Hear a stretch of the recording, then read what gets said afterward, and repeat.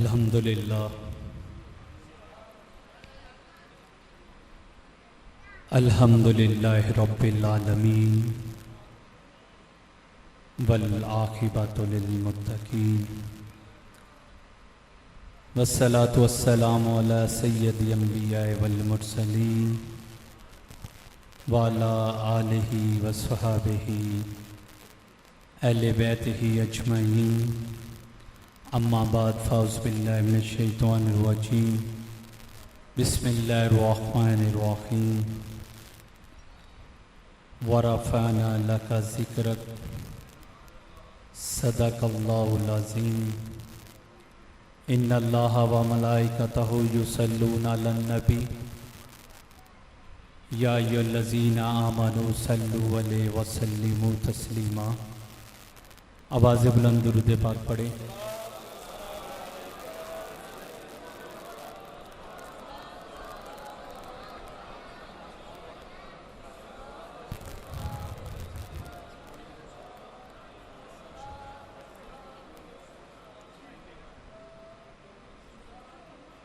पाक है वो ज़ात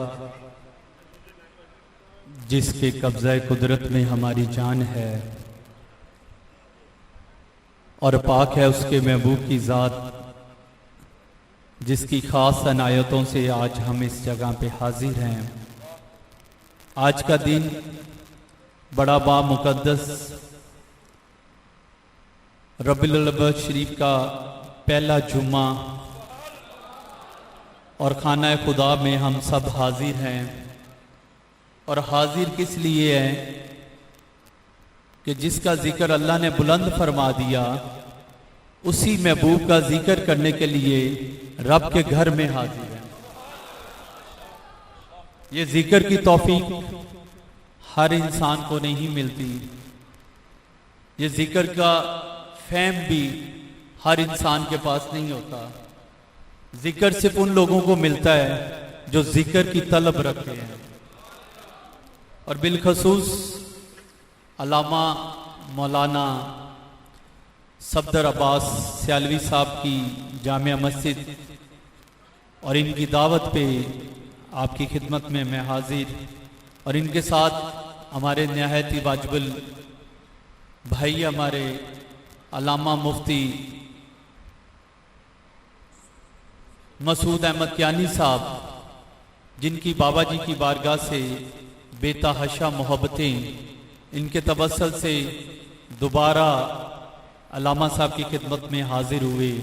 और मेरे साथ हमारे बस में फैज़ान गंज शकर के अमीर जनाब हकीम खालिद साहब मंडी बहुत दिन से तशरीफ़ लाए, और आप लोग दूर दराज से बाबा जी का नाम सुनकर फ़िक्र फ़रीद कॉन्फ्रेंस और ईद मिलाद नबी के मौका पे, मिलाद मुस्तफ़ा पे जुमा के वक्त तशरीफ़ लाए। बल्कि मैं आप सबको खुशामदीद कहता हूँ, क्योंकि आपकी मोहब्बतें, आपका प्यार जो हमेशा हुजूर की बारगाह से रहा और उन्हीं की निस्बत से औलिया इकराम तक पहुँचा। क्योंकि यह खित्ता बरे सगीर पाको हिंद वाहिद वो धरती है जहां पे अंबिया अलैहिस्सलाम तशरीफ नहीं लाए। यहां पे औलिया का नजूर हुआ। लेकिन कमाल की बात देखें, जो कुरान पाक में हजरत मूसा अलैहिस्सलाम का वाकया है कि अगर नबी जो अमल करता है वो उम्मत के लिए सुन्नत बन जाती है। अगर वली कोई अमल करे तो वो सुन्नत नहीं कहलाती, वो अमल कहलाता है। यानी वली कोई अमल अपनी जिंदगी में करे तो वो हक और सच माना जाता है। लेकिन जब अंबिया अलैहिस्सलाम किसी काम को अंजाम दे दें, वो सुन्नत बन जाती है और वही शरीयत होती है, वही शरअ कही जाती है। वजह क्या हुई कि अंबिया अलैहिस्सलाम का जो मुकाम है, कुरान ने इसको बयान किया है कि जब हजरत मूसा अलैहिस्सलाम हजरत खास खिज़र अलैहिस्सलाम से अल्लाह के हुक्म से मिलने गए, चाहिए तो ये था कि हजरत खास खिज़र अलैहिस्सलाम जो अल्लाह के वली हैं, वो हजरत मूसा अलैहिस्सलाम की बारगाह में जाते और वहां पे मुलाकात होती। लेकिन हुक्म रब्बी कुछ और था कि आने वालों को अकीदा दिया गया कि अल्लाह के वलियों की बारगाह में जाना अंबिया अलैहिस्सलाम की सुन्नत है।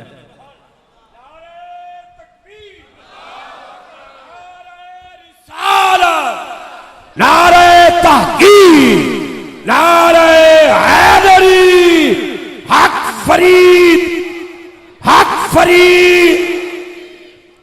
लोग अक्सर आपको बताते हैं कि बाबा जी की शान क्या है, लेकिन आज आपको वो बात बता रहा हूं जिससे बाबा जी की शान बनी है, जिससे शहंशाह फरीद की शान बनी है। इबादतें, रियाजतें, मुजाहिदे, तकवे सब अपनी जगह पे, लेकिन एक कदम मेरे आका का पाक पतन में रखने से शान बनी, जिसको हज़रत निजामुद्दीन औलिया रवायत करते हैं। आप लोग बड़ी मोहब्बतों से, तकलीफों से पाक पतन में जाते हैं। 5 मुहर्रम को जब वो जन्नती दरवाजा खोला जाता है, कितनी तकलीफों में जाते हैं कि ये दरवाजे से गुजर जाए। मैं समझता हूं कि उस दरवाजे की फजीलत, उस दरवाजे की इज्जत और मुकामे फरीद हजूर के कदम है। जितनी भी इबादत की हो, जितनी भी रियाजतें की हो, जिस दिन का हजूर का कदम लगा, जमाने में फरीद फरीद हो। अब ये देखिए ना, अगर आप में से कोई भी शहंशाह फरीद के पास जाते हैं तो ये हजूर की सुन्नत है, क्योंकि हजूर तशरीफ लाए। 664 हिजरी का दिन हज़रत निजामुद्दीन औलिया फरमाते हैं कि मैंने रसूल अल्लाह सल्लल्लाहु अलैहि वसल्लम की जियारत की और आपने फरमाया, काला रसूल अल्लाह सल्लल्लाहु अलैहि वसल्लम मन दाखला हाज़िल बाबिला में, निजामुद्दीन जो इस दरवाजे से दाखिल हो गया वो अमन और सलामती में आ गया।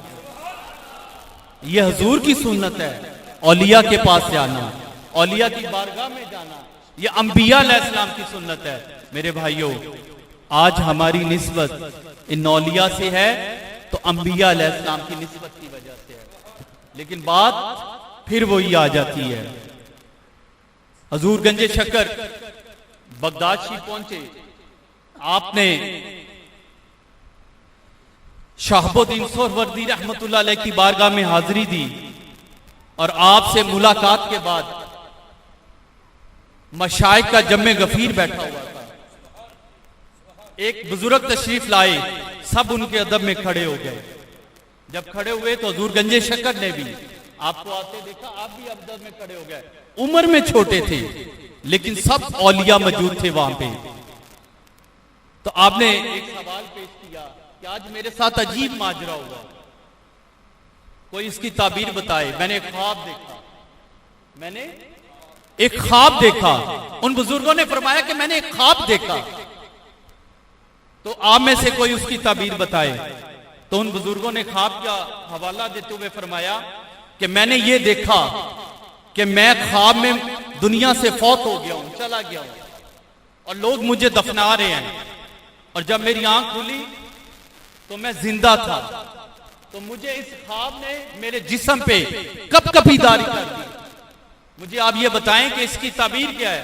सारों ने ख्वाब सुना, जितने भी औलिया मौजूद थे, सब ने अपने अपने जो है ख्यालात का दिल में इज़हार किया, लेकिन ख्वाब की ताबीर जो है, क्योंकि मुश्किल अमल है, तो जब देखा कि कोई जवाब ना दे सका तो शहंशाह फरीद ने अर्ज की, अगर सब इजाजत दें, उम्र में भी छोटा हूं, अमल में भी छोटा हूं, इबादत और रियाजत में भी आपसे कम हूं, अगर आप इजाजत दें तो मैं अर्ज करूं। तो सारे औलिया ने फरमाया, हाँ हाँ जी, आप बयान करें, इसकी ताबीर बयान करें। आपने फरमाया, या हजरत, आज जो आपने ख्वाब देखा कि आप दुनिया फानी से कूच कर गए हैं और आपका इंतकाल हो गया, इस ख्वाब की ताबीर ये बनती है कि मुझे लगता है कि इस ख्वाब का वजन ये है, इसकी ताबीर ये बनती है कि आपकी नमाज फजर कज़ा हो गई, आपकी नमाज फजर कज़ा हो गई।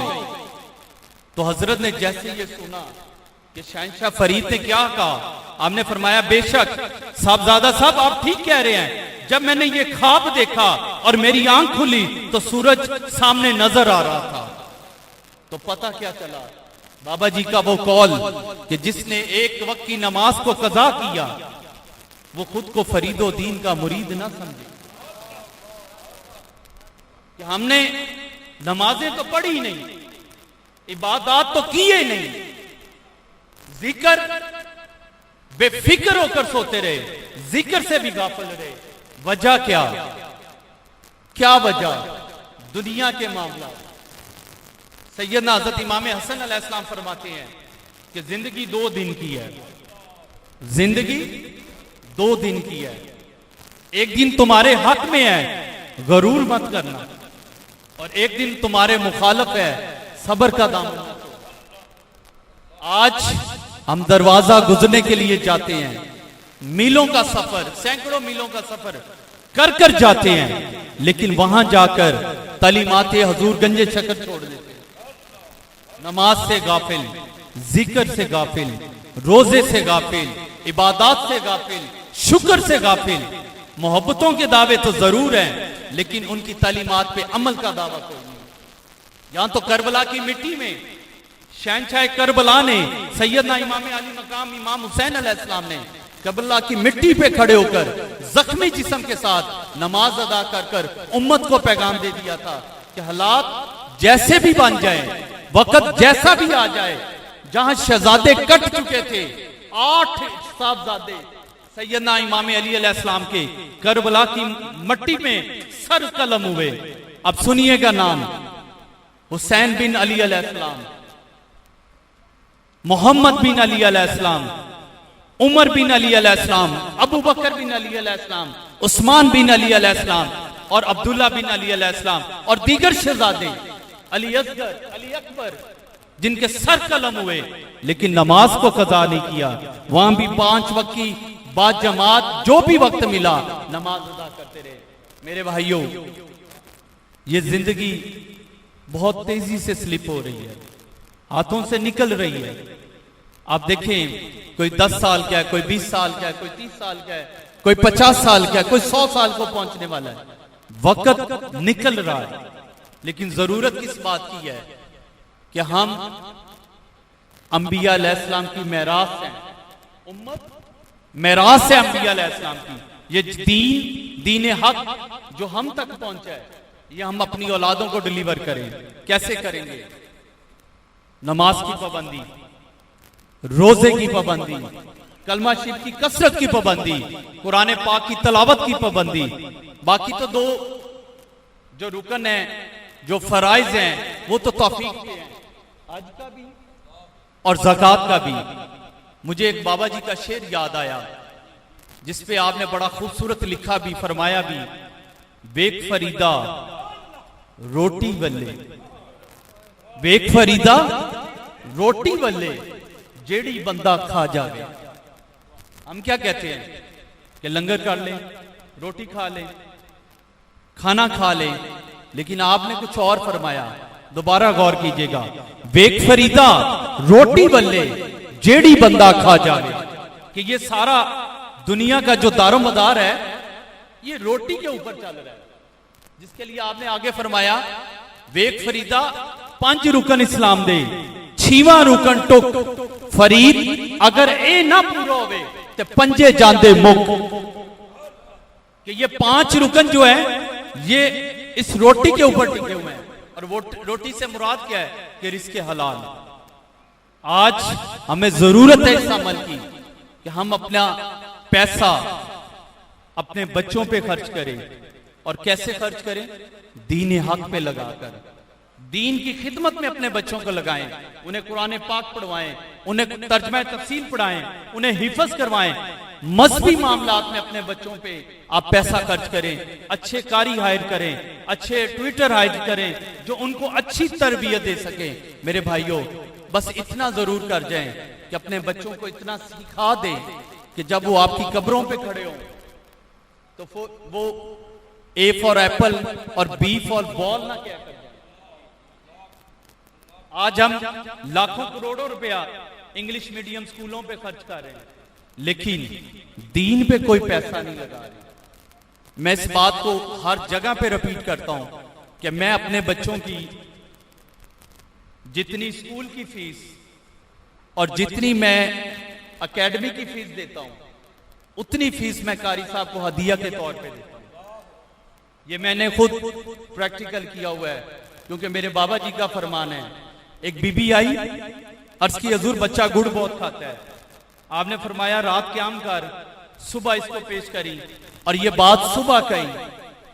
उसने रात क़याम किया मेहमान खाने में, सुबह बाबा जी की बारगाह में हाजिर हुई और बाबा जी की बारगाह में पेश कर बच्चे को कहा कि हुजूर, बच्चा गुड़ बहुत खाता है, इसको मना फरमाए कि गुड़ ना खाया करे।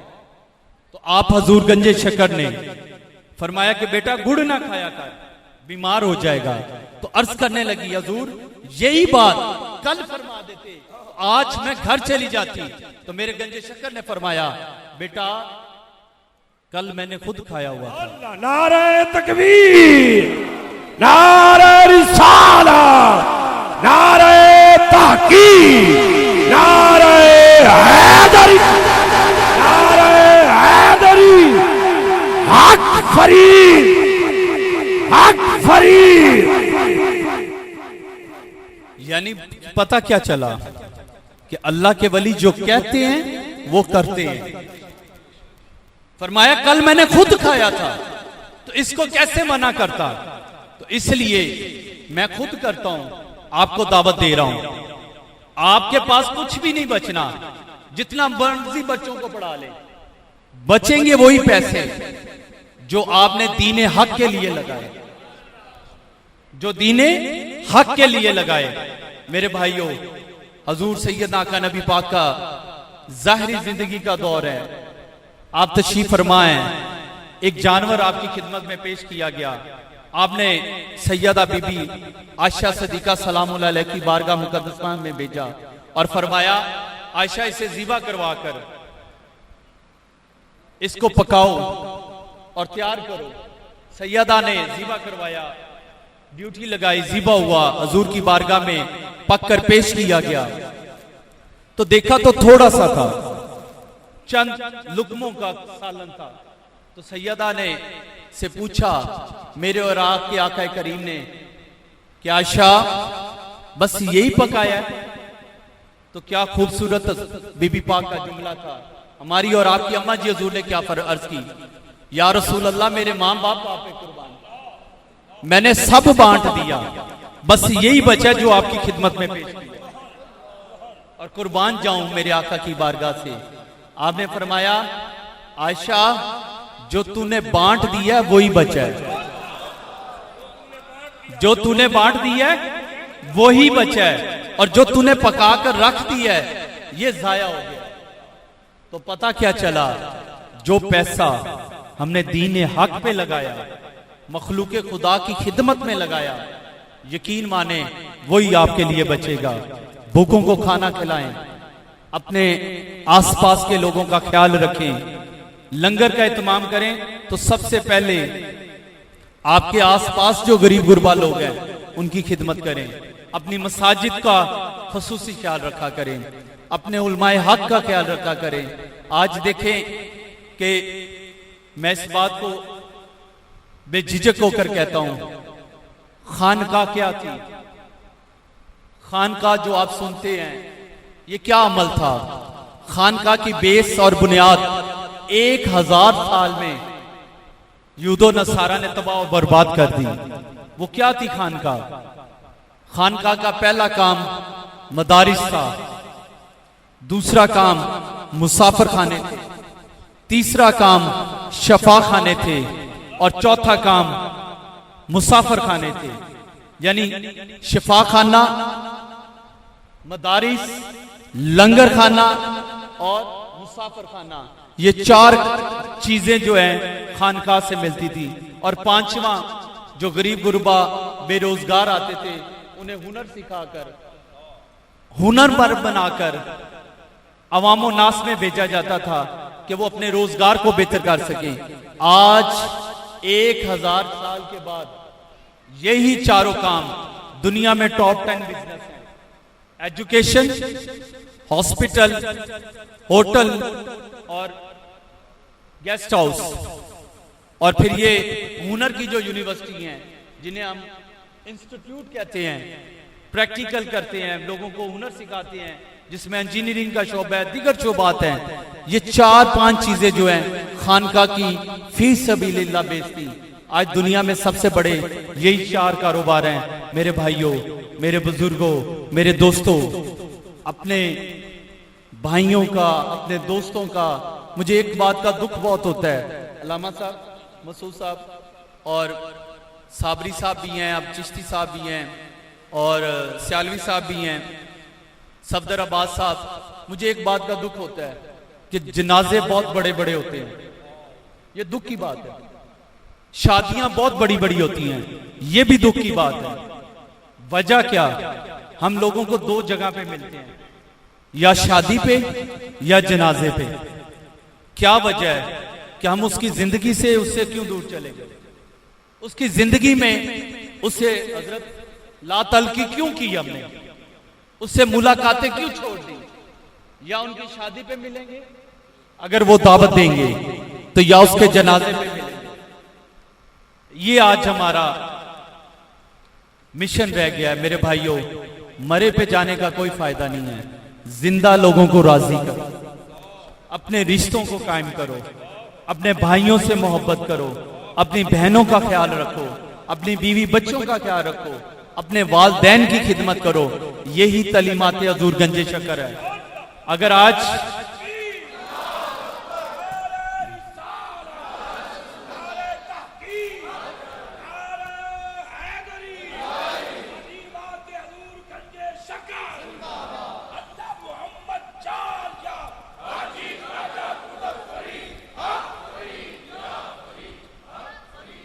सही बुखारी की हदीस पाक है कि हजूर फरमाते हैं कि जो शख्स